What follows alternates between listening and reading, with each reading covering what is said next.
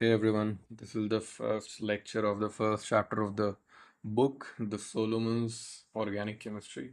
ये book organic chemistry के लिए one of the best books मानी जाती है एंड मेरे पास जो इसका वर्जन है that is the international version.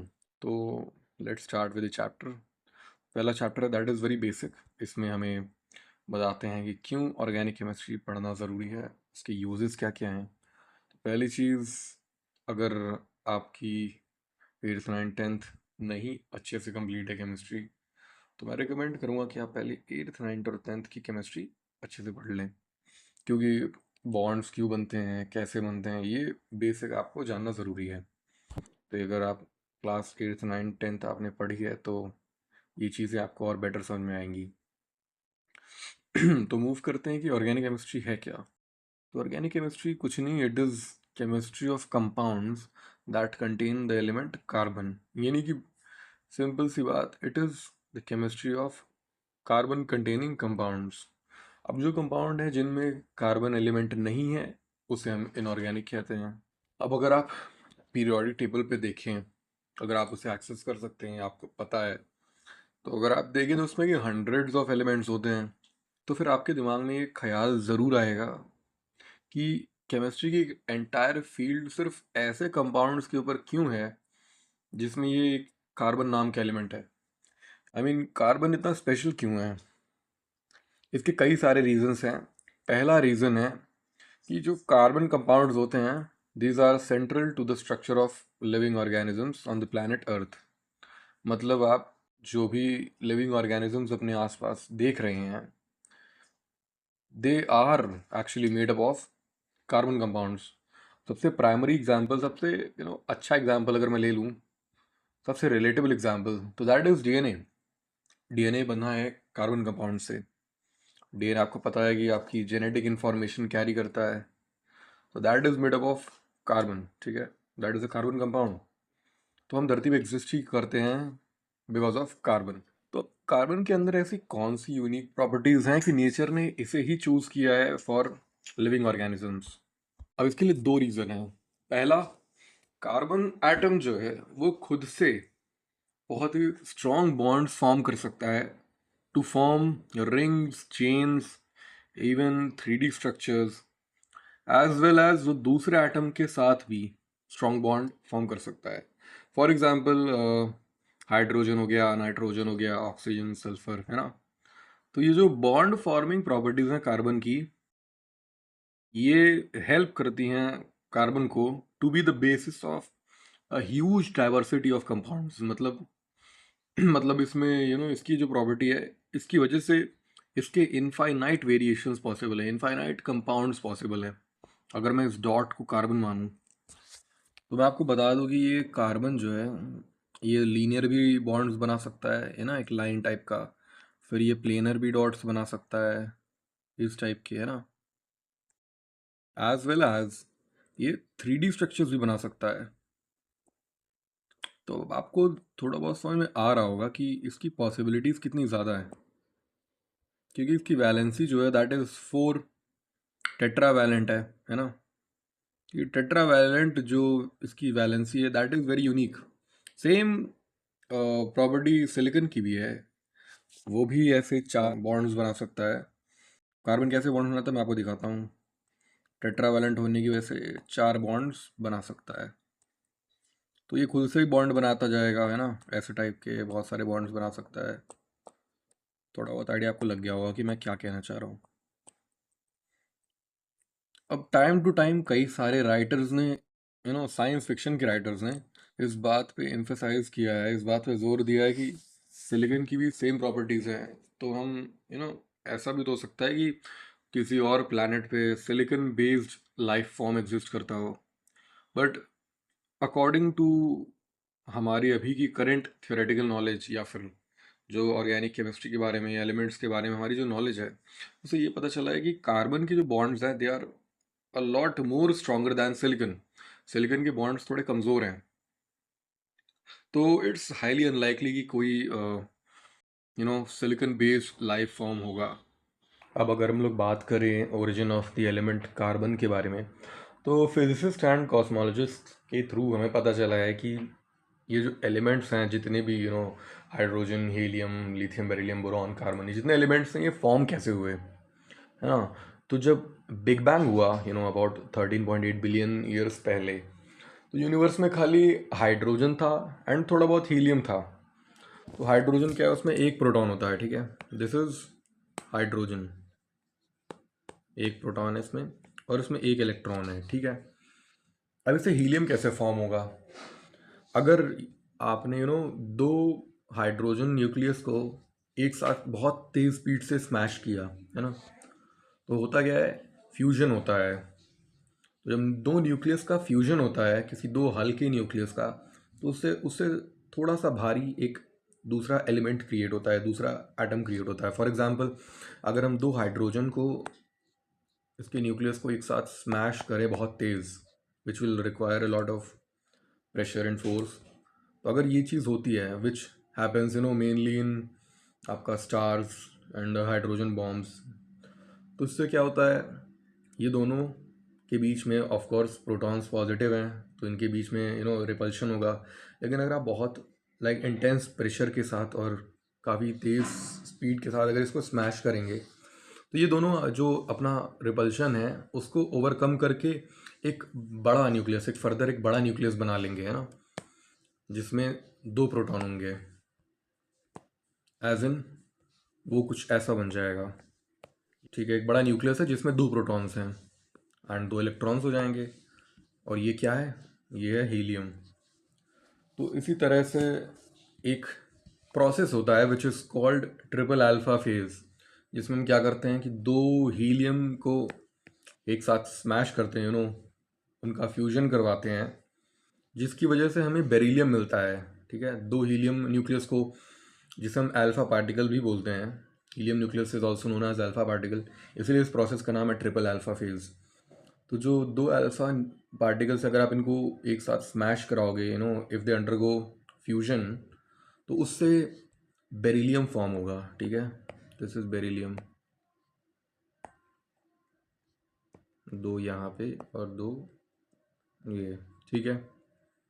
अब क्योंकि बेरिलियम जो है दैट इज़ वेरी अनस्टेबल, है ना, तो फिर ये बहुत जल्दी डीके हो जाएगा, मतलब ये ख़त्म हो जाएगा।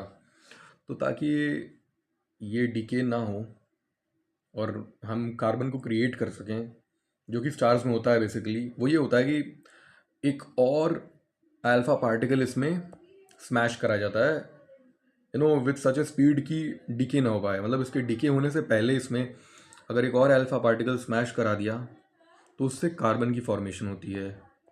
6 अल्फा पार्टिकल्स मतलब टोटल 6 इलेक्ट्रॉन्स, ठीक है। तो वही तो कार्बन है। ये आपका बेसिकली न्यूक्लियस है जिसमें 6 प्रोटॉन्स होंगे एंड टोटल ऑफ 6 इलेक्ट्रॉन्स होंगे इसमें। ये होता है आपका कार्बन। बट अगर मैं आपको बुक के अकॉर्डिंग बताऊं, तो इसमें इन्होंने ये बताया है कि जब बिग बैंग हुआ उसके बाद बिग बैंग के टाइम पे हाइड्रोजन और हीलियम फॉर्म हुए, और जब यूनिवर्स थोड़ा ठंडा हुआ तो फिर लिथियम, बेरिलियम, बोरॉन, ये सब फॉर्म हुए, और उसके बाद जितने भी हैवी एलिमेंट्स हैं ये स्टार्स के अंदर फॉर्म हुए, है ना, स्टार्स के अंदर रिएक्शन हुए। जैसे मैंने बताया, ये जो प्रोसेस होती है, ये प्रोसेस से ही carbon and other elements form होते हैं।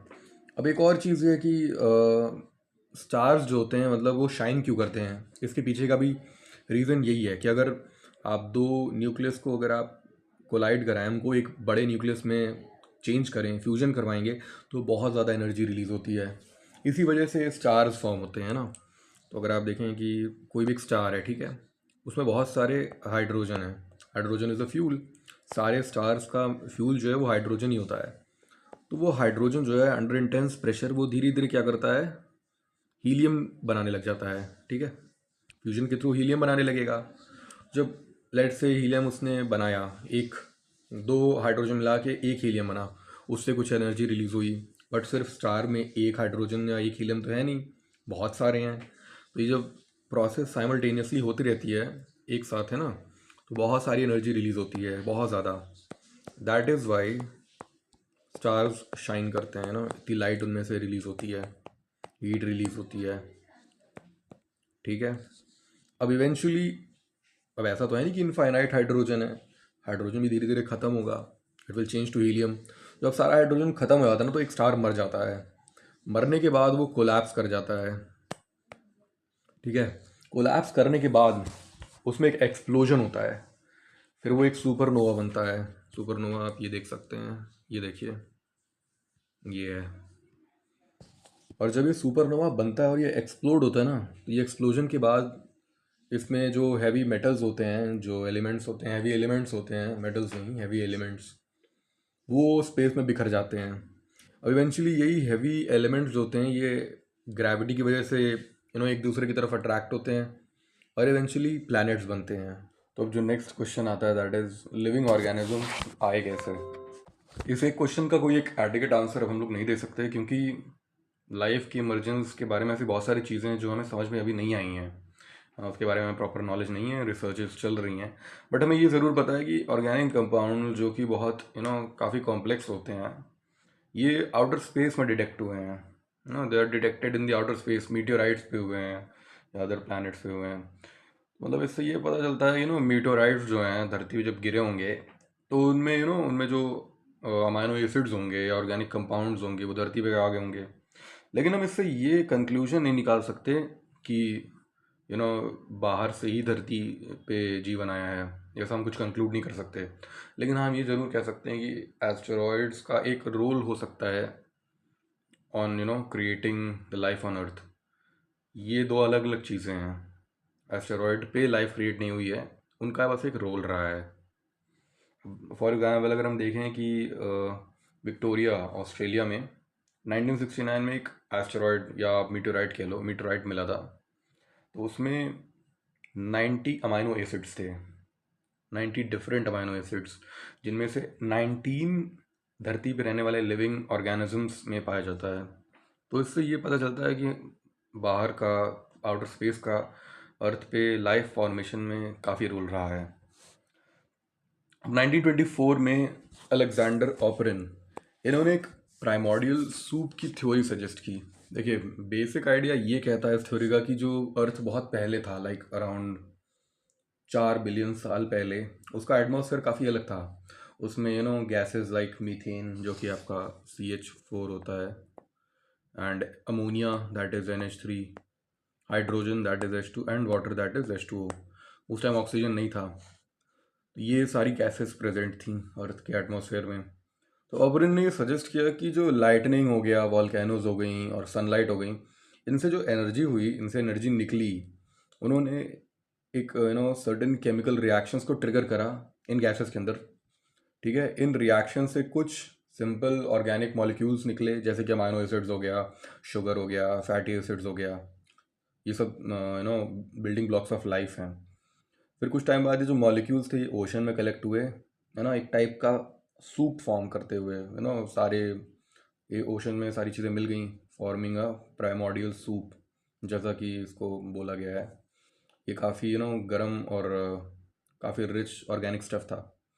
इस सूप से ही और भी कॉम्प्लेक्स मॉलिक्यूल्स निकले होंगे, जिनसे लिविंग सेल्स निकले होंगे ये तो पता है आप सबको कि life was emerged from ocean. अब ये जो आइडिया था इनका, इसको दो scientists in university of Chicago, Stanley Miller and Harold Urey, इन्होंने टेस्ट किया इन 1952। तो इन्होंने क्या किया कि इन्होंने एक फ्लास्क लिया, उसमें इन चारों गैसेस को मिक्स किया एंड उन्होंने इसको लाइक क्लोज कर दिया, उसको हीट किया एंड उसमें थोड़ी lightning the, lighting spark of electricity. उन्होंने बेसिकली अर्थ के पुराने इन्वायरमेंट को, यानी that was 4 billion years old, इसको रेप्लिकेट करने की कोशिश की। तो फिर पता चला कि उसमें से 5 अमाइनो एसिड्स निकले हैं। लाइक ये जो प्राइमोर्डियल सूप का जो थ्योरी था ये प्रूव हो गया। बट 2008 में जब इस एक्सपेरिमेंट की दोबारा से जांच हुई तो फिर पता चला कि 22 अमाइनो एसिड्स उसमें से निकले थे। अब ऐसे ही बहुत सारे एक्सपेरिमेंट हुए टू शो दैट जो बायोमॉलिक्यूल्स हैं, लाइक आपका राइबोज एंड एडेनाइन, ये कंपोनेंट्स हैं ऑफ आरएनए और डीएनए। तो आरएनए आपका बेसिकली जेनेटिक इन्फॉर्मेशन स्टोर करता है जैसे कि डीएनए, लेकिन आरएनए का और भी काम है, it acts as a catalyst, मतलब वो किसी भी रिएक्शन को तेज़ करता है। अभी ये जो प्राइमोर्डियल सूप है, इसमें अभी काफ़ी कुछ डिस्कवर करने को है कि कैसे ये जो कंपाउंड्स थे ये इस सूप में लिविंग ऑर्गेनिजम्स बने। लेकिन एक चीज़ सर्टेन है कि जो कार्बन एटम्स हैं जो आपकी बॉडी को बनाते हैं, दे वर फॉर्म्ड इन स्टार्स। तो एक तरीके से हम सभी स्टार डस्ट हैं। अब हम लोग एक नेक्स्ट टॉपिक पे मूव ऑन करेंगे, that is development of science of organic chemistry. तो ये जो ऑर्गेनिक केमिस्ट्री है ये फलने फूलने कब लगा? जब 19 सेंचुरी में एक थ्योरी थी जिसे हम वाइटलिज्म कहते हैं, उसका खात्मा हुआ है ना, उस थ्योरी को एक डिस्प्रूव कर दिया गया। तो वाइटलिज्म था क्या? इसके अकॉर्डिंग ये बोलते थे कि ऑर्गेनिक कंपाउंड जो होते हैं ये सिर्फ वही कंपाउंड्स हैं जो लिविंग ऑर्गेनिज्म से आते हैं। मतलब लिविंग ऑर्गेनिजम्स ही ऑर्गेनिक कंपाउंड्स क्रिएट करने के काबिल थे, और बाकी जो इनऑर्गेनिक कंपाउंड्स थे वो नॉन लिविंग ऑर्गेनिज्म से आते थे। ये स्टार्टिंग की थ्योरी थी। और ये जो लिविंग ऑर्गेनिजम्स बनाते कैसे थे ऑर्गेनिक कंपाउंड, एक फोर्स बताया गया था कि एक वाइटल फोर्स है जिसकी मदद से ये लिविंग ऑर्गेनिजम्स ऑर्गेनिक कंपाउंड्स को क्रिएट करते थे। ठीक है, लेकिन फ्रेडरिक वूलर ने 1828 में एक ऑर्गेनिक कंपाउंड जिसे हम यूरिया बोलते हैं उसको बनाया। ठीक है, हाउ? उन्होंने एक एक्वा सोल्यूशन लिया of an organic compound which is called ammonium cyanate, उसको हीट किया, है ना, उसको एवपोरेट किया, और उससे क्या निकला? यूरिया निकला। तो जब ये चीज़ हुई उसके बाद से वाइटलिज्म की थ्योरी कैंसिल आउट हो गई, और उसके बाद से इनऑर्गेनिक कंपाउंड से जब ऑर्गेनिक कंपाउंड सिंथेसाइज हुआ उसके बाद से ये ऑर्गेनिक केमिस्ट्री का एवोल्यूशन चालू हो गया। अब अगर आप वो रिएक्शन जानना चाहते तो this is the reaction NH4 plus and NCO minus which is ammonium cyanate. इसको जब हीट करा गया तो उससे यूरिया प्रोड्यूस हुआ। तो ये है वो रिएक्शन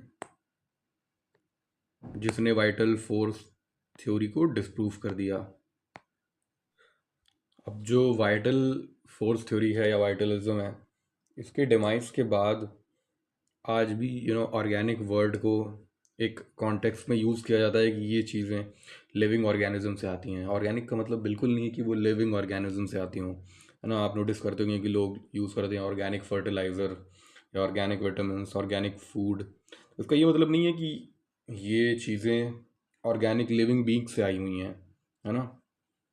अगर आप of course there are some arguments की जो इसके साइड से यूज़ हुई चीज़ें हैं इसके काफ़ी नुकसान हैं एंड इन्वायरमेंटल नुकसान भी हैं। लेकिन अगर आप एक नेचुरल विटामिन सी लें और एक सिंथेटिक विटामिन सी लें, अगर आप कहना चाहें कि natural one is healthier than the synthetic one, ऐसा बिल्कुल भी नहीं है, बिकॉज ये दोनों सब्सटेंस आपस में एकदम आइडेंटिकल हैं। तो आप ये नहीं कह सकते कि कौन सा हेल्दियर है कौन सा नहीं है। तो जो भी सब्सटेंसेस लिविंग बींग्स या नेचुरल सोर्सेज से आते हैं उन्हें हम नेचुरल प्रोडक्ट्स केमिस्ट्री में पढ़ते हैं। अब अगर हम विटामिन सी की बात करें तो उसका स्ट्रक्चर कुछ ऐसा दिखता है। तो ये जो स्ट्रक्चर है this is of vitamin C. अब अगर आप इसे नेचुरल सोर्स से निकालें या आप इसको सिंथेटिक तरीके से बनाएं, स्ट्रक्चर यही रहेगा विटामिन सी का। तो अगर चैप्टर ख़त्म होगा तो हम आगे देखेंगे कि ये जो नेचुरल प्रोडक्ट केमिस्ट्री है ये इंपॉर्टेंट क्यों है।